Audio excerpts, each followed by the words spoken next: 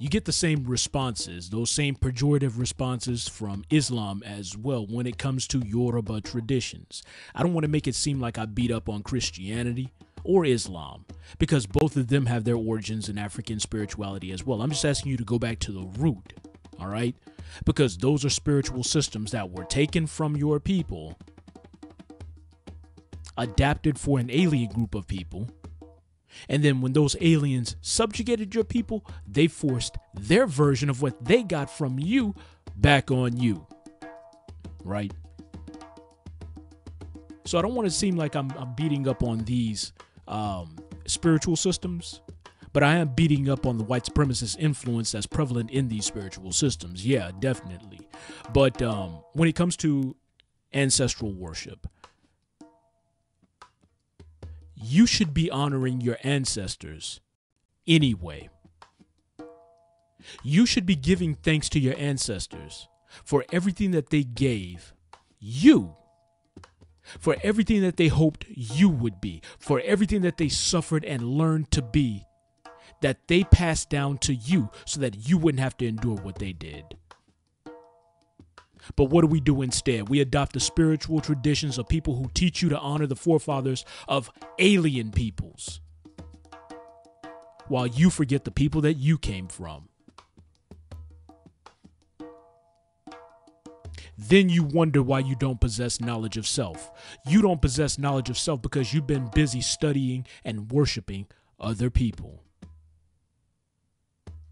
Well, let's come back home, family. In the Yoruba traditions, there is a veneration for the Ogun. Pause. When we talk about Yoruba traditions, Yoruba itself is not a religious system. Yoruba is a culture that comprises spirituality, language, social organization, ways and mores, customs, norms, rituals, etc., etc. We're talking about the western coast of Africa, so Nigeria, Benin, those areas. But it's the same thing when you look at the east coast of Africa, in Kenya, Uganda, Rwanda. We tend to say the Swahili language, but Swahili represents a culture. If we want to get real specific and egg-headed with it, it's Kiswahili. That's the name of the language. And even on UnitedBlackAmerica.org, when we write articles, we will talk about the Swahili language because that's what everybody's familiar with. But we're talking about a culture, so we're talking about the Yoruba spiritual system. When we're talking about African spirituality, some people try to correct me, and it's peace. You know, I don't get thin-skinned about it. Some people try and correct me and say, well, brother, if you're talking about Kemetic science, you are talking about African spirituality. There is no difference. You're talking about the Yoruba spiritual systems and African spirituality. There is no difference. Yeah, you're right. Yoruba is a version of African spirituality, as is Kemetic science, as is Christianity, as is some versions of different spiritual systems that you're familiar with in the West. Yeah, that's right. So this is a spiritual system with its origins in Africa, and we're talking about the Yoruba version of that. The Yoruba culture applied their ways, mores, customs, perspectives to this spiritual system. Okay, moving forward. In the Yoruba language, the word Igun means bone. And that's significant because within the bone is where your blood is made. Blood is made within the bone. And when we're talking about setting up ancestral altars in the Yoruba tradition, it was a story of a man who was facing all types of issues in his life. And he went to receive a divination from a priest. And the priest says, well, your issues stem from your father. And because you didn't bury your father properly, because you didn't venerate your father properly, you're carrying these issues within you and they're manifesting themselves in the world around you. So the man's spiritual guide suggested that he go and collect up the bones of his father and tie them together, place them on an altar, and venerate him properly. And so when the man collected up the bones of his father, the only rope that he could find to bind them were the clothes that his father was buried in, and they happened to be red, and that's significant later on. He bundled up the bones and venerated his ancestor properly, and his issues went away. All right? So I want you to remember that, and in future episodes, we're going to come back to that story frequently. But to my point, there's power in the blood, those rivers of life that run through your veins. Yes, that's true. But your veins and the blood within them carry data that you have access to if you know how to interpret it. The same way your device has memory, and what you typed a year ago, 10 years ago, if you're working with a dinosaur system like I am apparently, but you know, whatever you have in that device can be accessed.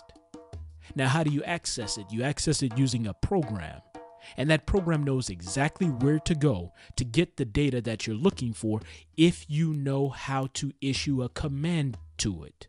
You'll see what I'm getting at. So the data that is within your blood isn't just data that you put there, because of course the blood is passed down to you through your mother, which is why when we're doing DNA tests, when we're tracing our lineage, which is why when you read The Destruction of Black Civilization, Dr. Chancellor Williams talks about the fact that the lineage, the royal lineage in Kemet, was traced through the line of the mother. Right? Because we know that blood is passed from mother to child, not from father to child. That's that Western patriarchy trying to infringe on our traditional systems. So leave that in the West. Leave those thoughts in the West. Decolonize your conceptualization of legacy, ancestry, and how things are passed down. That belongs in the West. And there's reasons for that we can talk about in another episode. But back to this point. Accessing the data in the rivers of life that run through your vein, those rivers of blood that run through your vein. That data, again, wasn't just placed there by you and your life's experiences. It was placed there by your ancestors and passed on to you through your mother. Do you all remember that movie, The Matrix, where programmers in the Matrix, or outside of the Matrix rather, they were able to look at all the code that made up the Matrix? And while they were looking at that code, because they knew how to decipher it, because they knew how to access that information, because they knew how to read it, they didn't see lines of code. They saw walls, they saw streets, they saw people, they saw the woman in the red dress. You know what I'm talking about if you remember that movie, The Matrix, right? You have the same ability when you learn how to interpret the data running through your veins.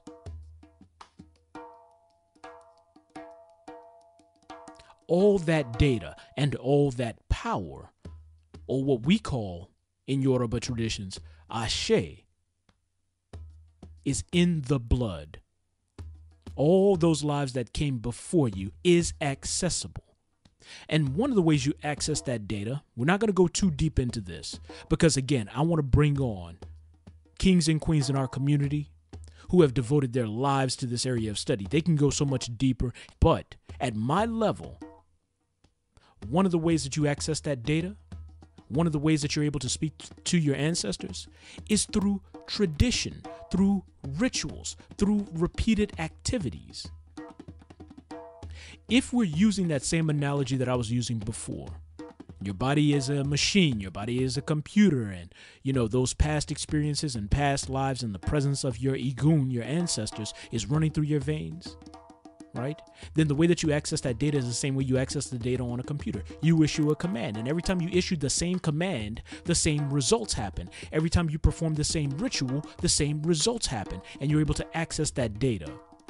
And I don't want you all to think, sidebar, y'all know how I do. I don't want you all to think that I'm trying to reduce the human body down to a computer. No, just the opposite. What I'm saying is, in the West, they are trying to rebuild what they see in the human body. Everything that they're trying to do in the West is an artificial mirror of what we've already been doing since Zep Tepi, the time before time in Kemetic tradition. Or if we want to keep this discipline within the lines of Yoruba tradition, since the time that Obatala made the journey from Orun to Aye. If you're an initiate, you know that Obatala was the father of the rest of the Orishas and the one who bestows Ori, or divine essence, into human beings. And again, I'm just only now comfortable to so much as open up my mouth, but not necessarily teach, so I'm going to refer to the Handbook of Yoruba Religious Concepts, the Handbook of Yoruba Religious Concepts. And this is a book by Baba Ifa Karade. All right, Baba Ifa Karade. So if you have a copy of this book, we're on page 23. To the queen who let me read her letter on the air, I'll go ahead and send you a copy if you don't have one. I know you're down in Trinidad and it's a little more difficult to get things. So, I'll go ahead and pay the shipping or whatever it is, and I'll send you a copy of the book. Just email me back and let me know what your shipping information is, and I'll get that out to you. But we're on page 23. Baba Ifo writes, Orisha as a term is actually the combination of two Yoruba words. The word Ori, which is the reflective spark of human consciousness embedded in human essence, and the Yoruba word Sha, which is the ultimate potentiality of that consciousness to enter into or assimilate itself into the divine consciousness. So what we're talking about is the spark within the human body and the link that connects that spark to divine consciousness, okay? So that's Orisha. The Orishas are the links between us as human beings and divine consciousness. Baba continues to write, the human consciousness needs to pass through stages of development in order to attain the highest levels. The Orisha symbolize the forces and forms of human divinity potential. The Netters, or the divine beings, in other words, the Orishas, Netter, of course, you all know is a Kemetic term. The Netters are an expression of the principles and functions of divine power manifesting in nature. Their names and images as pictured in the myths define such principles and functions, and they are offered so that the student may learn to know them and seek them in his or herself. This concept, maintained by the ancients of Egypt and West Africa, is evident, though somewhat dismissed, in all forms of religious and spiritual development. The Yoruba maintain that the worship of the Orisha assists in the development of Iwapele, or balanced character and balanced attitude. Pause. I need you all to put an asterisk, a star next to that word, Iwapele, and it's spelled Iwapele, Iwapele, balanced character or balanced attitude. All right, back to Baba's book. That the most important purpose of a person on earth is to come and exhibit that character and attitude. Religion, as a custom of worship, is not man's purpose, but only a means to an end, while the end itself is Iwapele, the development of balanced character. So this is something we've been talking about here at UBA Radio for a while, and that's in quote, by the way. We've been talking about this for a while. Baba Ifo right here says, religion as a custom of worship is not man's purpose, but only a means to an end. It's a system, which is what we've been talking about. And the whole point of the system is the development of Iwapele, balanced character. The purpose of it isn't for you to go through the rituals and be done. The rituals lead you to an end result. Veneration of your Egun lead you to an end result. Iwapele, the development of balanced character. Now let's talk about that a little more practically, family. And while I'm thinking about this book, hold on. Run this back. I was on Instagram, and usually I don't make comments, but under certain circumstances, if I see our brothers and sisters drinking from poisonous wells, then I'm going to step in and I'm going to try and slap that cup out of your hand before you consume that potentially harmful substance. And I'm going to warn you as to why you shouldn't be consuming it. Because you might think that, okay, here's somebody else sliding up into my comments, sliding up into my DM.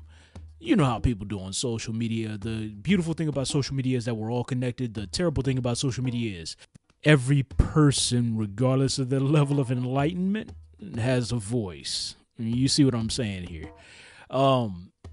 So there was a particular queen, and she's reading a number of books on spiritual development and chakras and all kinds of things. And I'm looking at the authors of these books, and they're all Albions.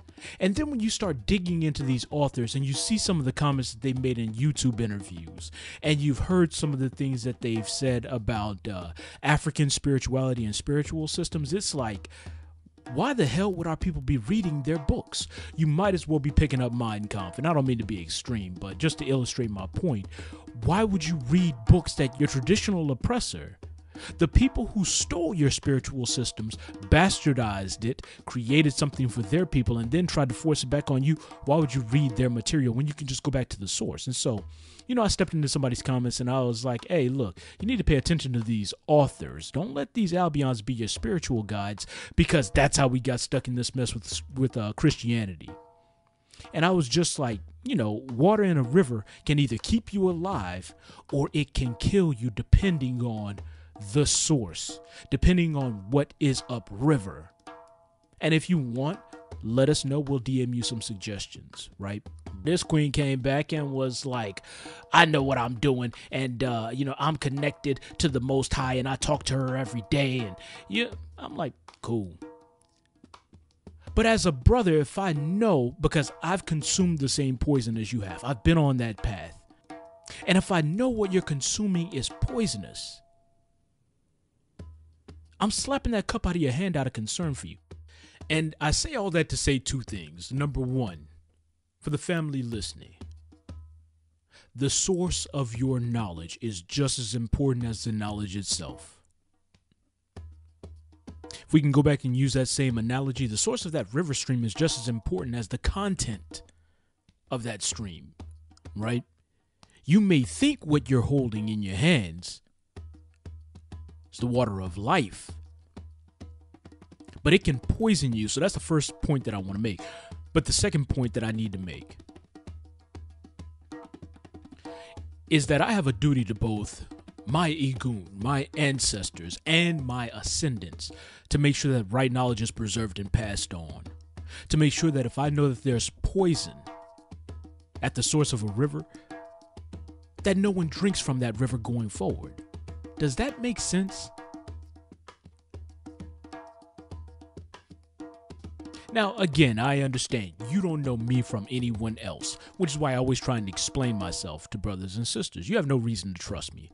You have no reason to take my advice. I submit it for your consideration, but I have a duty to do so, and so do you. Now, maybe initially brothers and sisters are a little brash with you, but perhaps you've planted a seed, and that seed takes time to germinate. We've talked about this. Let's get back into our discussion on the Ogun, Orishas, and epigenetics family. So when it comes to epigenetics, there's a queen on YouTube, Aphrodite Stone. Definitely recommend you all check that queen out. Shouts out, queen, if you're listening to this, get in touch. I would love to have you on. I've learned a lot from you.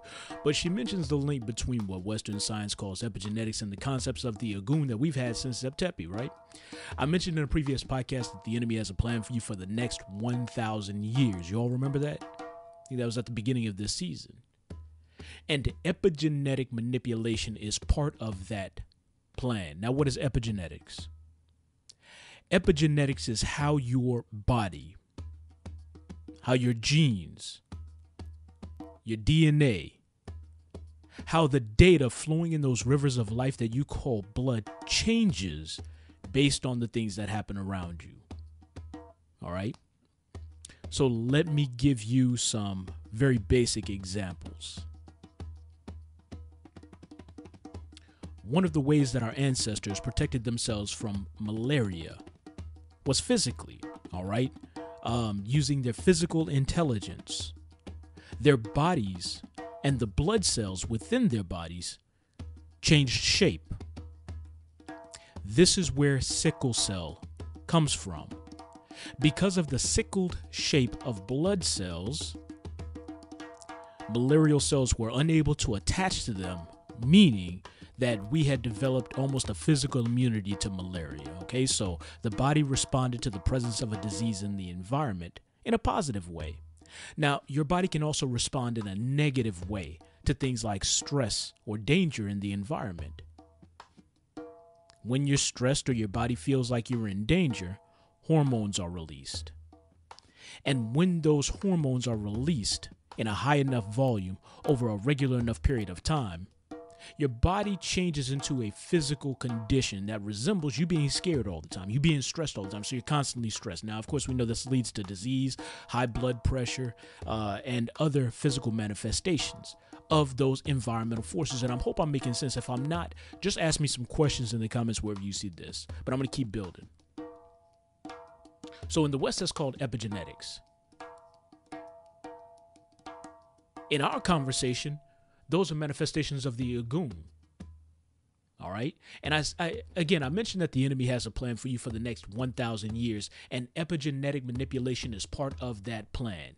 The things that our ancestors were exposed to 10 generations ago affect us now. Many of you have what they call sickle cell anemia to this very day. Well, it's passed down to you through the Ogun. Right? So that's a really obvious physical manifestation of something that happened in your environment millennia ago that's manifesting itself into your body now. All right. So with the stress that's being placed on you living under this system of white supremacy, all that's being recorded in the data of your blood and passed on, whether you like it or not. So the bad news is the enemy has influenced us in the past all the way up to the point now where we're killing ourselves through self-imposed eugenics, all right, through miscegenation, which is the mixing of the races. We're trying to kill ourselves out by exterminating our melanin, and that's what happens when you mix with other races. Generations get subsequently lighter and lighter and lighter and lighter. Now we know that black men and women, we carry the dominant genes, but when you cut that in half through miscegenation, and then you have a child that decides to miscegenate even further.